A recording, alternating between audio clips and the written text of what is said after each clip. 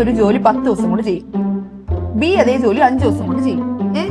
അങ്ങനെ എയും ബിയും കൂടെ ചേർത്ത് ആ ജോലി എത്ര ദിവസം കൊണ്ട് ചെയ്യും? ഇവിടെ എന്റെ ജോലി എനിക്ക് നേരമില്ല, അപ്പോഴാണ് അവളുടെ ഒരു എയും ബിയും. അപ്പോഴേ എ ഒരു ജോലി 10 ദിവസം കൊണ്ട് ചെയ്യേ, ബി അതേ ജോലി 15 ദിവസം കൊണ്ട് ചെയ്യും. എ 10 ദിവസം കഴിഞ്ഞ് കളഞ്ഞിട്ട് പോയാ ബി എത്ര ദിവസം കൊണ്ട് ജോലി തീർക്കും? ഇങ്ങനെയാണെങ്കിൽ ഞാനിപ്പോ കളഞ്ഞിട്ട് പോവും. അപ്പോഴേ ഇതിനൊരു സൊല്യൂഷൻ.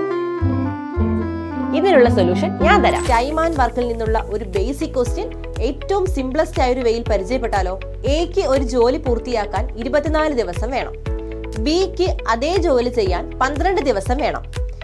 എയും ബിയും കൂടി ഒരുമിച്ച് ജോലി ചെയ്താൽ എത്ര ദിവസം കൊണ്ട് അത് പൂർത്തിയാകും? അതാണ് നമ്മുടെ ക്വസ്റ്റ്യൻ. സോ എക്ക് ജോലി ചെയ്യാൻ 24 ദിവസം വേണം, ബിക്ക് അതേ ജോലി ചെയ്യാൻ 12 ദിവസം വേണം. എയും ബിയും കൂടി ഒരുമിച്ച് ചെയ്താൽ എത്ര ദിവസം കൊണ്ട് പൂർത്തിയാകും? ഇതാണ് നമ്മുടെ ക്വസ്റ്റ്യൻ. വളരെ സിമ്പിൾ ആണ്. എയും ബിയും കൂടി ഒരുമിച്ച് ചെയ്താൽ അത് AB/A+B ഡേയ്സ് കൊണ്ട് പൂർത്തിയാകും. അപ്പോൾ A × B/A+B, A 24 ആണ്, ഇൻറ്റു B 12 ആണ്, ബൈ A+B 24 + 12 ആണ്.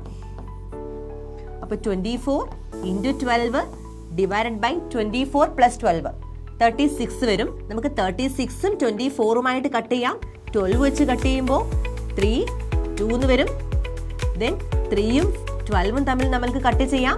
അപ്പോൾ നമുക്ക് 4 വരും. 4 × 2 8 ഡേയ്സ് എന്ന് കിട്ടും. സോ വളരെ സിമ്പിൾ ആണ്.